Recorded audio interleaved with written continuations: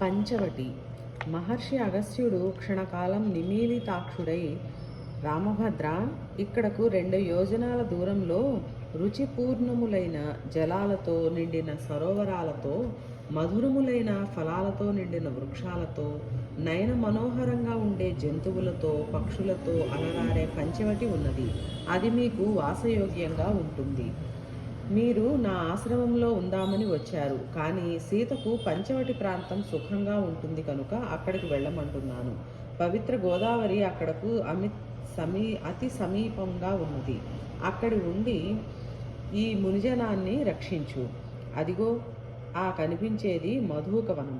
అది దాటి ఉత్తరంగా వెళితే 5 మర్రి చెట్లు, అక్కడే ఒక పర్వతం. దానినే పంచవటి అంటారు. అది ముని మౌనం వహించాడు. సీతారామ లక్ష్మణులు ఆ మహాముని ఆదేశానుసారం ప్రయాణం ప్రారంభించారు. పంచవటి ముఖంగా సాగుతుండగా వారికి భీమ పరాక్రమ సంపన్నుడైన మహాకాయుడు జటాయువు కనిపించగా, రాముడు నువ్వెవరువు అని ప్రశ్నించాడు. జటాయువు, నేను మీ తండ్రి దశరథునికి మిత్రుడను. నన్ను జటాయు అంటారు. కశ్యప ప్రజాపతికి వినత వల్ల కలిగిన వాడు గరుత్మంతుడు. ఆయనకు అన్నగారు అసూరుడు. ఆ అసూరునికి సేని వల్ల 2 బిడ్డలు. అందులో పెద్దవాడు మా అన్న సంపాతి. దేవాసుర సంగ్రామంలో దశరథునితో నాకు మైత్రి. ఆయన పుత్రకామేశ్వరి తలపెట్టినప్పుడు చూశాను కడసారి. మిమ్ము బిడ్డలుగా పొందడానికి ఆయన ఎటువంటి క్లేశాలు పడ్డాడో పాపం. పుత్రశోకంతోనే కన్నుమూశాడాయన. రామజననం. సర్వమానవ రాజ్యాలకు మూలపురుషుడు మనువు. ఆయనే ఇక్ష్వాకు వంశకర్త. శత్రు దుర్భేద్యంగా రాజధానిని నిర్మించి దానికి అయోధ్య అని పేరు పెట్టాడు. ఆ వంశంలో సగరాది మహామహుల కోవలో దశరథుడు జన్మించాడు. ధర్మపదం తప్పకుండా పాలించే ఆయన వర్ణాశ్రమాచారాలను పాటిస్తూ సర్వకోసలానికి ప్రభు అయ్యాడు. వారి పురోహితులు శ్రీవశిష్ఠులు, ఇంకా వామదేవ, కాశ్యప, సుయజ్ఞ, గౌతమ, జాబాలి ప్రభృతులు ఆయన ఋత్విజులు. దృష్టి, విజయ, జయంత, సురాష్ట్ర, రాష్ట్రవర్ధన, అనోప, ధర్మపాల, సుమంత్రులు ఆయనకు సచివులు. ఆయన ఏలుబడిలో అన్యాయానికి అక్రమానికి తావులేదు. నాస్తికుడికి కోసలంలో చోటు లేదు.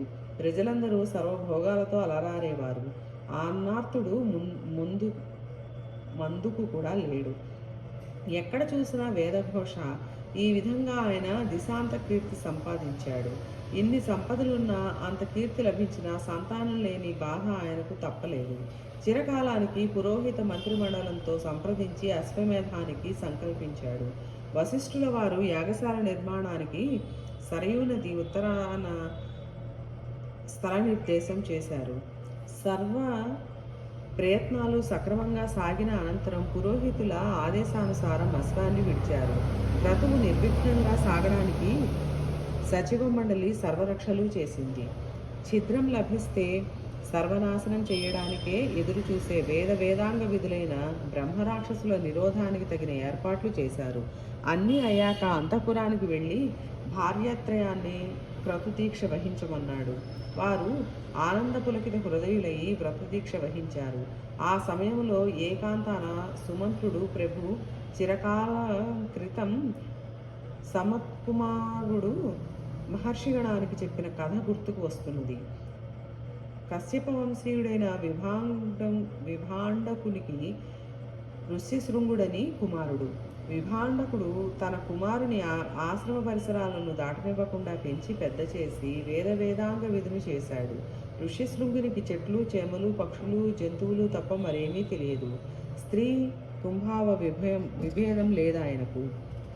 తండ్రిని, తన ఆశ్రమాన్ని, ఆశ్రమ పరిసరాలను తప్ప ఎరుగడు. ఆ రోజులలో అంగరాజ్యాధిపతి రోమపాదుడు ధర్మ మార్గం విడిచి నడవడం వల్ల అనావృష్టి సంక్షోభం దేశాన్ని చుట్టుముట్టింది. ప్రజలందరూ ఆకలి దప్పులతో అలమటిస్తుంటే చూడలేక మహారాజు తన సచివ విద్వాంసులతో సంప్రదించగా, బ్రహ్మవేత్త అయిన ఋష్యశృంగుని అంగరాజ్యానికి రావిదిస్తే చక్కని వానలు పడతాయన్నారు. అయితే విభాంకుడికి తపశక్తి నెరిగిన వారెవరూ ఆ శౌర్యానికి సాహసించక గున్సుళ్ళు పడుతుంటే వారి పురోహితుడు నిశితంగా యోచించి విద్య, వయో, లావణ్య, రూపశ్రితులైన వానర వానర వారణారీజనాన్ని పంపితే వారు తమ చాతుర్యంతో ఆ ఋషిని తీసుకురాగలరని సూచించగా మంత్రులందరూ ఆమోదించారు. అంగరాజ్యంలో అతిలోక సుందరీమణులు బయలుదేరి విభాండకుని ఆశ్రమానికి అల్లంత దూరంలో విడిది చేసి సమయం కోసం ఎదురుచూసి ఋష్యశృంగుడు ఫలపుష్పాల కోసం వచ్చిన వేళలో వారు నృత్యగీత గోష్ఠి ఆరంభించారు. హృదయోల్లాసంగా గానము, నయనపర్వంగా అలంకరణ, శ్రవణేంద్రియ తర్పణంగా సింజనీ స్వనము, మనోజ్ఞమైన సౌందర్య ప్రదర్శనము. అపరిచితమైన ఈ సన్నివేశాన్ని చూస్తూ నిలబడి విభాండక నందనుని సమీపించి వారు, ఓ బ్రహ్మవేత్త, తమరెవరు? ఈ నిర్జనారణ్యంలో తోడు లేకుండా ఎలా ఉంటున్నారు? మీ కులగోత్రాలేమిటి అంటూ ప్రశ్న పరంపర నడిపారు. మా ఆశ్రమం ఇక్కడకు చాలా దగ్గరలో ఉంది. విభాండకముని మా పితృపాదులు. మీరు మా ఆశ్రమానికి వచ్చి అతిథి సత్కారాలు స్వీకరించండి అనగా వారందరూ వెళ్ళి ఆతిథ్యం స్వీకరించి తాము తెచ్చిన మధుర భక్ష్యాలు వానికి ఇచ్చి తినిపించారు. ఋష్యశృంగుడు ఆ పిండి వంటలు కూడా ఫలాలే అనుకుని ఎంతో తృప్తిగా ఆరగించాడు. ఆ వారాకాంతలతో నెరజానలు వారిని గాఢంగా ఆలింగనం చేసుకున్నారు. రాగం ఎరుగని మునిబాలుడు వారిని స్నేహంతో కౌగలించుకున్నాడు.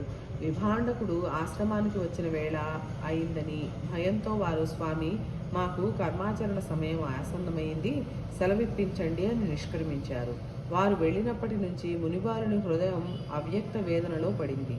మరునాడు త్వరగా బయలుదేరి వారి ఆశ్రమ ప్రాంతం చేరాడు. అందుకే ఎదురు చూస్తున్న వారకాంతలు పరమానందంతో, స్వామి, మా ఆశ్రమానికి దయచేసి ఆతిథ్యం స్వీకరించండి అంటూ తీయని పలుకులతో మధుర భక్ష్యాలతో తృప్తిపరుస్తూ నెమ్మదిగా అంగరాజ్యానికి తీసుకొని వెళ్ళారు. రాజసీమలో ఋష్యశృంగుడు పాదం పెట్టాడు. పెట్టగానే ఆకాశం కారు మేఘాలతో నిండి కుండపోతగా వాన ప్రారంభించింది. పరమ సంతోషంతో రోమపాదుడు తన పరిజనంతో ఎదురేగి వారిని మర్యాదలతో తీసుకువచ్చి రాజమందిరంలో ఉచిత మర్యాదలు నడిపి తరువాయి తన కూతురు శాంతనిచ్చి ఆయనకు వివాహం జరిపించాడు అని సనత్కుమారుని మహర్షి కథ కొనసాగిస్తున్నాడు.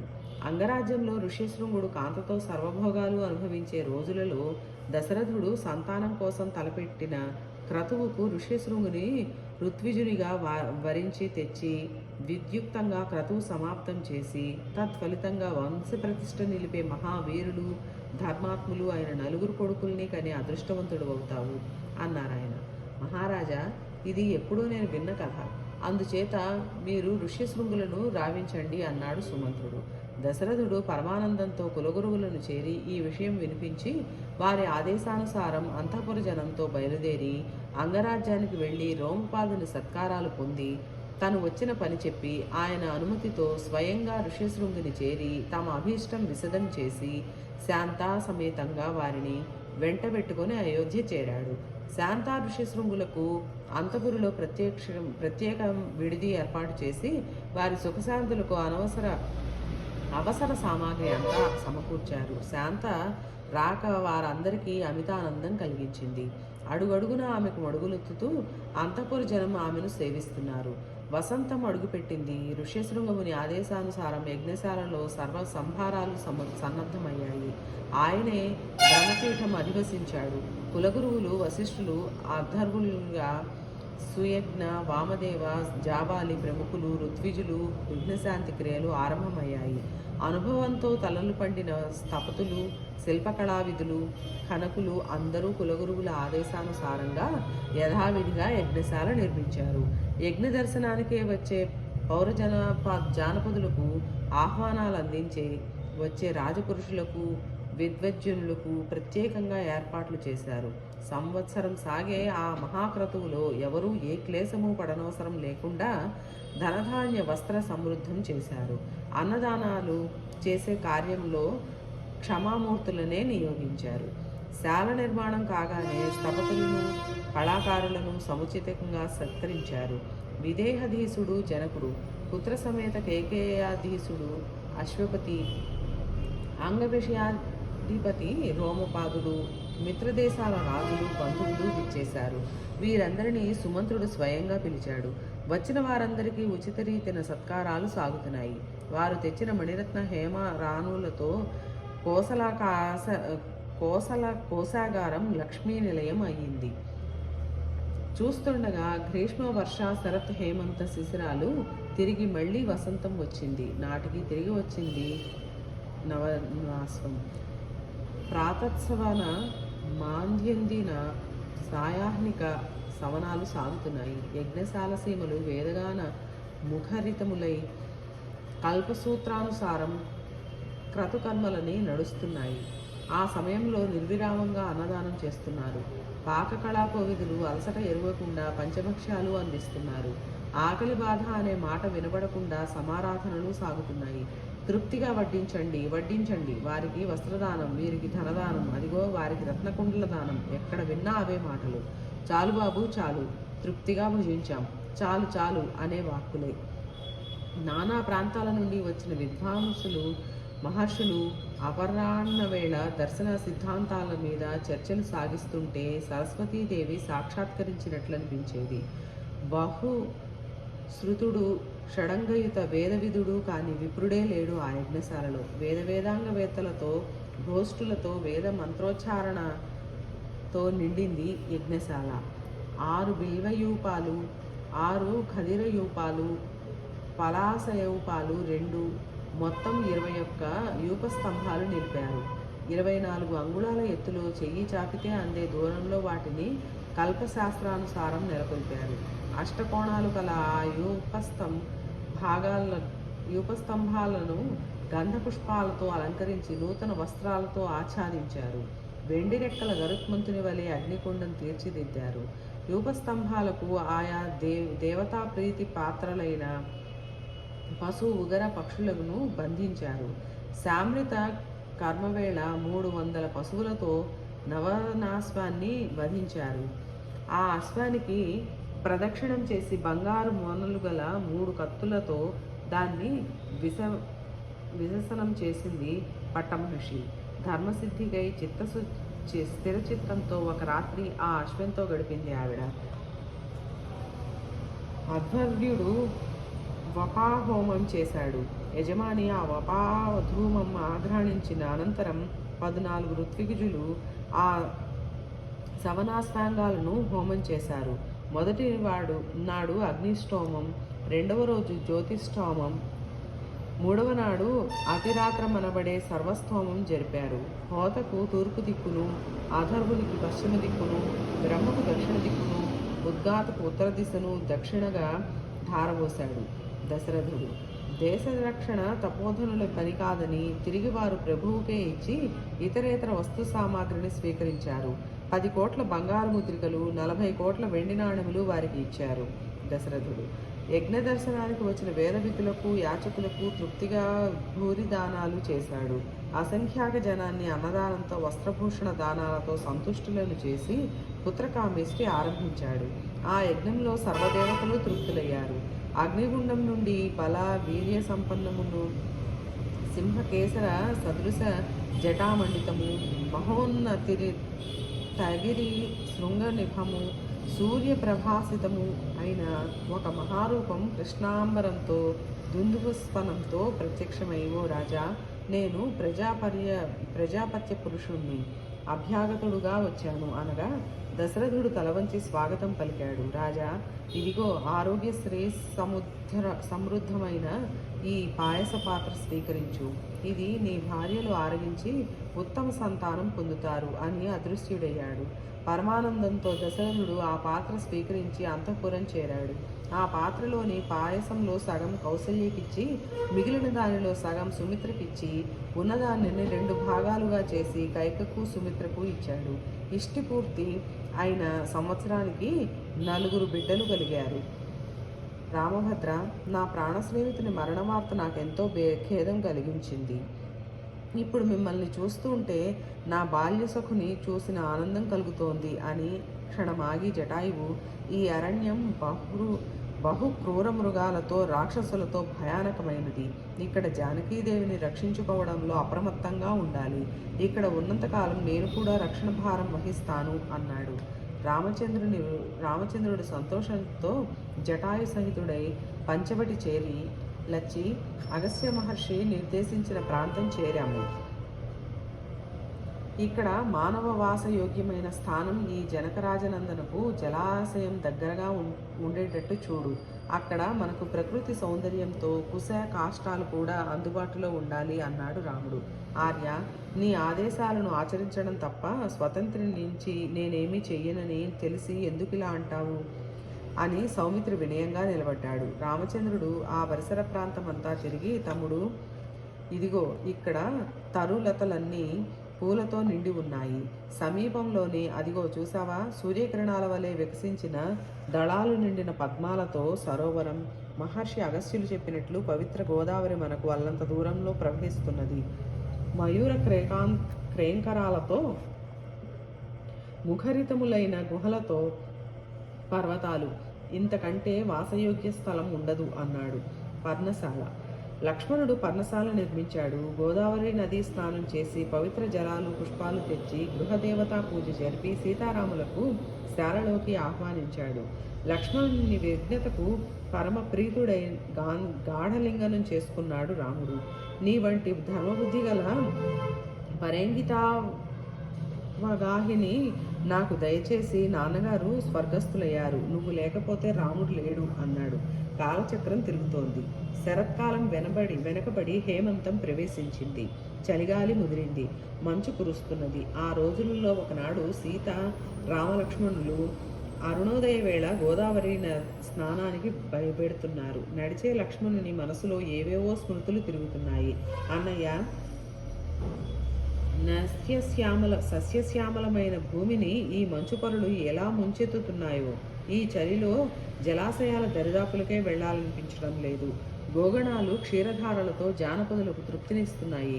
తేజోమయుడైన సూర్యభగవానుడు దక్షిణ దిక్కాంతతో అనురక్తుడై ఉండడం వల్ల ఉత్తర దిశాభిముని వదనం తిలకశూన్యంగా ఉంది. సూర్యుడు దూరం కావడంతో హిమంతుడు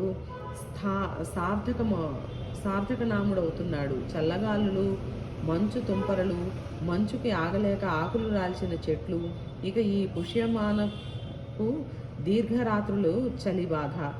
తుషారావృతమైన చంద్రమండలం పౌర్ణమి నాడు కూడా నిట్టూర్పు గాలితో మలినమైన దర్పణంలా కాంతిహీనంగా ఉంది. గోధుమ వరిచేలు నిండు కంకులతో కొద్దిగా వంగి ఎంత రమణీయంగా ఉన్నాయి. ఆ పొలాల మీద క్రౌంచ పక్షులు బారులు తీరి ఎలా వెడుతున్నాయో. ఉదయిస్తున్న సూర్యుడు చంద్రబింబంలా ఉన్నాడు. అదిగో దప్పిగొన్న ఆ ఏనుగును చూసావా? నీటిలోకి తొండం ముంచుతూనే చలికి తట్టుకోలేక ముడిచేసింది. జలపక్షులు కూడా ఒడ్డునే నిలబడిపోయాయి. కలకలలాడే కమలాలతో నిండి కన్నులకింపుగా ఉండే కొలనులన్నీ మంచుబాధతో మాడిపోయి ఎండిన తూడులతో ఉన్నాయి. మంచువానలో తడిసిన ఈ గోదావరి సికతా తలాల మీద కాలు మోపడమే కష్టంగా ఉంది. ఈ హేమంతంలో ఇక్కడ నీలానే, అక్కడ భరతుడు ఇలానే తపోదీక్షలో ఉంటాడు. ఈ ప్రభాతంలో సరయూ నదికి వెడుతూ ఉంటాడు. ఈ కఠోర శీతలాన్ని ఎలా భరిస్తాడు ఆ రాజనందనుడు? లోకంలో పిల్లలు సాధారణంగా తల్లి బుద్ధితో ఉంటారంటారు. కానీ భరతుడు ధర్మజ్ఞుడైన ఆ తప్పుదారిని నడవలేదు. నాకు ఒక్కటే సందేహం కలుగుతోంది అన్నయ్య. మహానుభావుడైన దశరథుని వంటి భర్త, సాధుపుంగవుడైన భరతుని వంటి కొడుకు, కేకేయి ఇంత క్రూర బుద్ధి ఎలా అయింది అన్నాడు. ఆ మాటలు వింటూనే రాముడు, లచ్చి, ఎందుకలా ఆడిపోసుకుంటావు? అంతకంటే భరతుని మంచి గురించి ఏమైనా చెప్పు. చిత్రకూటం దగ్గర వాడాడిన మాటలు ఇప్పటికీ నన్ను పులకరింపజేస్తున్నాయి. భర్త శత్రుఘ్నులు ఇద్దరినీ చూడాలని నా మనసు ఉవ్విళ్ళూరుతోంది అని మాట్లాడుకుంటూ నదిలో అడుగుపెట్టారు. స్నానం చేసి విద్యుక్త కర్మలు నిర్వర్తించి ఆశ్రమానికి వెళ్ళారు. సూర్యబింబం పైకి సాగింది. పర్ణశాల ప్రాంగణంలో ముగ్గురు కథలు చెప్పుకుంటున్నారు.